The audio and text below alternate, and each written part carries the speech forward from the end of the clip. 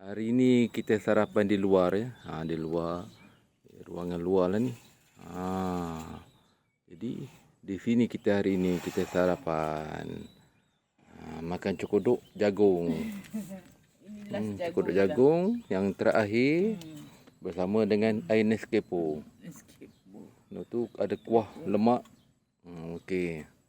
Berhadapan dengan apa tanaman-tanaman ni tengok tanaman kita dah segar-segar dah tengok.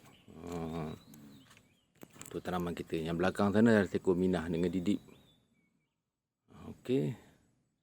Okey, mari kita makan. Jom. Baca doa makan. Bismillahirrahmanirrahim. Allahumma barik lana fi ma razaqtana wa qina azabannar. Bismillahirrahmanirrahim. Amin. Ai, suara dah serak dah. Ayo kita makan. Jom, let's go. Dimakannya.